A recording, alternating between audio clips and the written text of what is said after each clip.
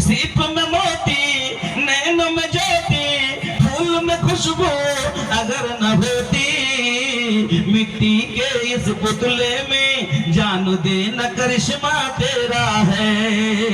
मिट्टी के इस पुतले में जान देना करिश्मा तेरा है। সমুদ্রের জলের নিচে ঝিনুকের ভিতরে মতি হয়, তবে এগুলো হলো দুনিয়ার মতি। আল্লাহর জান্নাতের মনি মুক্তা বন্ধু এর চাইতে হাজার গুণ বেশি সুন্দর হবে। ওই মনি মুক্তা দিয়ে নির্মাণ করা হবে। আল্লাহ রে আল্লাহ, তাহলে এইরকম ঘরে কে পেশাব করতে দেবেন, পায়খানা করতে দেবেন? আল্লাহ রাব্বুল আলামিন আদম হাওয়াকে এবার দুইজনের উপরে রাগান্বিত হয়ে গেলেন। জান্নাত নোংরা করতে দেবেন না, এবার দুইজনকে বের করে দিলেন আর দুই জায়গাতে আল্লাহ এই জমিনের উপরে ফেলে দিলেন। আমার বন্ধুরা, যদি একাই থাকি বেশি ভয় লাগে।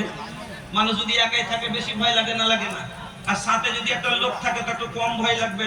একটা সাথী হলো তো আদম আর হাওয়া এত বড় পৃথিবীর ভিতরে দুটা লোক, তারপর দুই জায়গাতে, এক জায়গায় না, দুই জায়গাতে। তাহলে কি রকম একাই যদি আপনি কোন জায়গায় এরকম জায়গায় ফেঁসে যান তো আপনাকে ভয় লাগবে না? লাগবে না? আর আদম ওদিকে কাঁদছেন, এদিকে হাওয়া কাঁদছেন, আর আল্লাহকে কি বলছেন? রব্বানা যালামনা আনফুসানা ওয়া ইল্লাম তাগফির লানা ওয়া তারহামনা লানাকুনান্না মিনাল খাসিরিন। হে আমাদের প্রতিপালক, আমরা নিজের আত্মার উপরে জুলুম করেছি। আল্লাহ তুমি আমাদের প্রতি রহম করো। ওগো আল্লাহ, তুমি যদি রহম না করো, লানাকুনান্না মিনাল খাসিরিন, আমরা ক্ষতিগ্রস্ততে পড়ে যাব, আমরা বরবাদ হয়ে যাব।